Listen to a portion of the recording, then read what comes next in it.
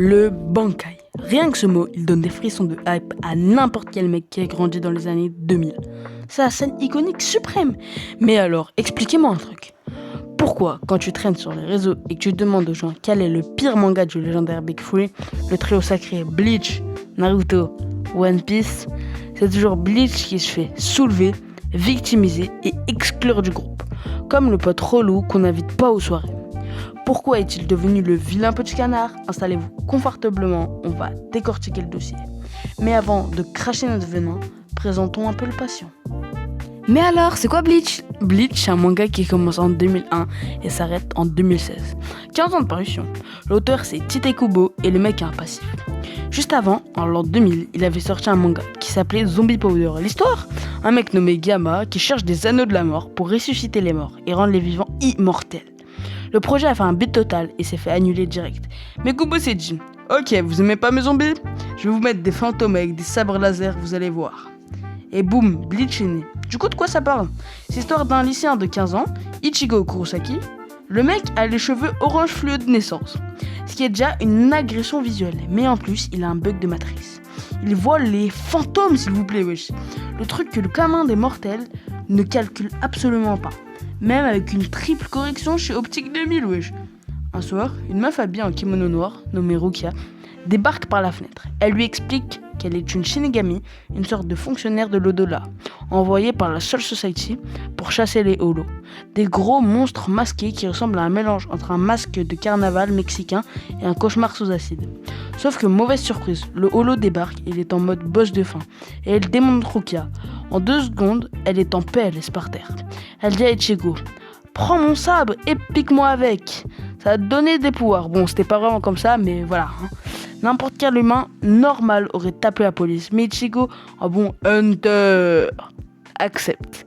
Il lui aspire tous ses pouvoirs, se transforme en quoi ? En Shinigami, avec un sabre de la taille d'une table à repasser et découpe le monstre en deux. C'est le début des emmerdes. Le tribunal de TikTok. Mais alors, c'est le speech de départ est aussi stylé. Pourquoi Bleach se fait snobber ?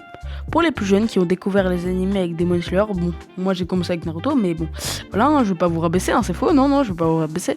Le Big Three, c'était l'équivalent des Avengers du manga dans les années 2000. Ils écrasaient absolument tout sur leur passage. Sauf qu'aujourd'hui, si tu ouvres TikTok, tu tombes direct sur des vidéos de débat avec une musique de fond ultra forte ou des experts autoproclamés de 14 ans t'expliquent que Bleach, c'est surcoté, c'est le moins bon. Mais les frères, calmez-vous. Bleach n'a absolument rien à envier au gamin en cheveux jaunes qui crie « Date des maillots » toutes les 2 minutes, ni au mec élastique qui cherche un trésor depuis 25 ans, là, son vieux One Piece. La vérité, c'est que Bleach démarre doucement. Le premier arc ressemble plus à un épisode de Ghostbusters qu'un shonen de combat. Et le public d'aujourd'hui qui veut de la bagarre et des explosions dès la 3e seconde de l'épisode 1, il a zéro patience. Ajoutez à ça l'effet de groupe, un influenceur dit que c'est nul et toute sa commu répète la même chose en boucle. Oui, en boucle, vous avez en boucle, les gars. De toute façon, voilà, faut pas comprendre, les gars, ils disent n'importe quoi, sans avoir lu une seule page du manga. Pour faire les connaisseurs, c'est le syndrome du menton version animée. Le calvaire des hors-séries. Après, soyons honnêtes 2 minutes, les rageux de TikTok n'ont pas tout inventé non plus. Si Bleach a une réputation de dossier bancal chez les anciens, c'est à cause d'un coupable très précis. Le studio d'animation Pierrot. Si tu as regardé l'animé à l'ancienne, à la télé, bon, pas moi, tu as connu la vraie souffrance, pas la mienne. À l'époque, l'animé avançait beaucoup plus vite que les chapitres que Kubo dessinait.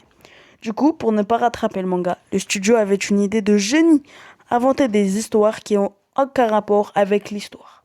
Ce qu'on appelle les fillers, ou les épisodes hors série.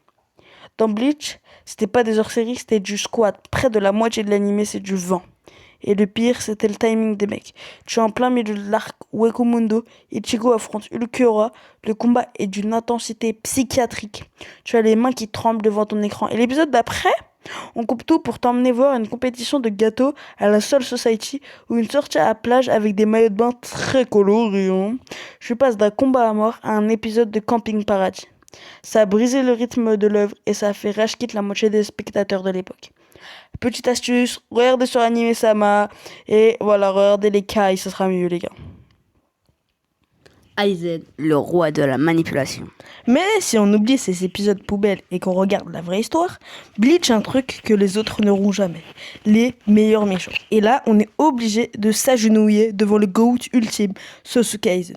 Aizen, c'est pas juste un méchant, c'est le père spirituel de tous les manipulateurs de la Terre. Le mec passe les 100 premiers épisodes en mode petit prof de SVT, sympa, avec des lunettes, qui veut du bien à tout le monde, et d'un coup, retournement de situation historique au sommet de la Soul Society. Il trahit tout le monde, retire ses lunettes, se plaque les cheveux en arrière avec du gel invisible et lâche la punchline du siècle. Personne n'est jamais monté au ciel, pas même Dieu. À partir de maintenant, c'est moi qui vais occuper cette place. Le charisme a explosé le plafond.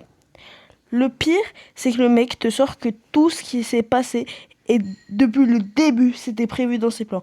Ichigo qui est éternué à l'épisode 4. Les gars, c'était calculé par les jeunes, hein. Et son armée, les espadas, des arancars espagnols dépressifs qui ont tous un flow monumental. Le combat d'Ichigo contre Grimjo ou son face-à-face avec Ulquiorra, le mec qui a l'air d'avoir raté ses examens de fin d'année tellement il est triste. C'est le sommet absolu du charisme. L'Akatsuki est cool, mais les espadas ont un style inimitable. Le flow avec un grand F. En plus des méchants, Tite Kubo est un génie du design. Le mec n'aurait pas dû être mangaka, il aurait dû être styliste pour la Fashion Week de Paris, comme l'auteur de Jojo si vous voyez. Chaque personnage de Bleach transpire le style. Le système de pouvoir est basé sur les impactos, des sabres qui évoluent en Shikai puis en Bankai, et franchement c'est hyper satisfaisant. Les poses des personnages, les capes des capitaines qui flottent dans le vent, les poèmes méga dark au début de chaque tome du manga. Kubo sait comment te donner l'impression que son œuvre est la plus stylée de la Terre. Et en plus, c'est pas qu'une impression.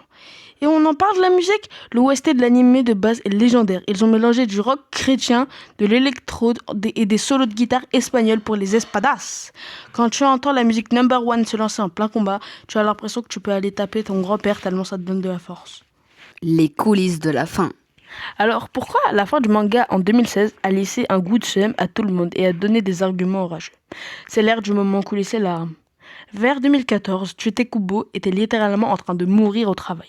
Le mec avait une déchirure atroce au tendon de l'épaule à force de dessiner comme un forcené. Chaque semaine, il avait des fièvres de l'espace, son cœur disait stop et au milieu de ça, des éditeurs du Shonen Jump qui ont le cœur d'une pierre philosophale lui mettaient une pression de dingue pour qu'il finisse vite.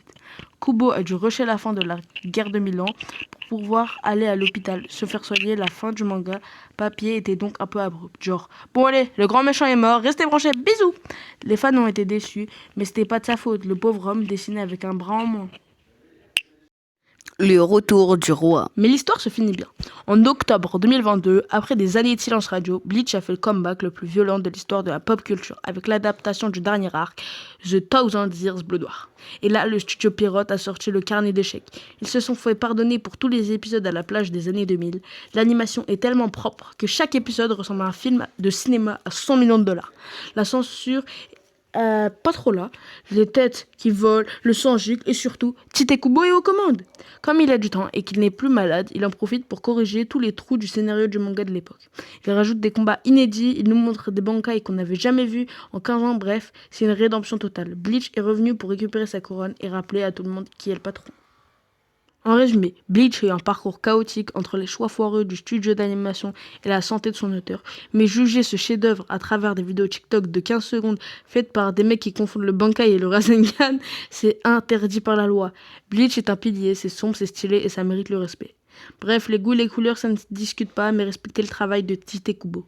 Et toi, maintenant que t'as les arguments, t'es de quel côté? Plutôt Team Bleach avec le flow, Team Naruto avec les ninjas dépressifs ou Team One Piece avec la recherche infinie? Balance ton avis en commentaire, je descends dans l'arène pour répondre à tout le monde. Lâche un gros pouce bleu si t'as kiffé la vidéo, partage-la à ton pote qui genre que par le filles et surtout abonne-toi pour rater aucune des prochaines vidéos. C'était Mangox, prenez soin de vous et ciao!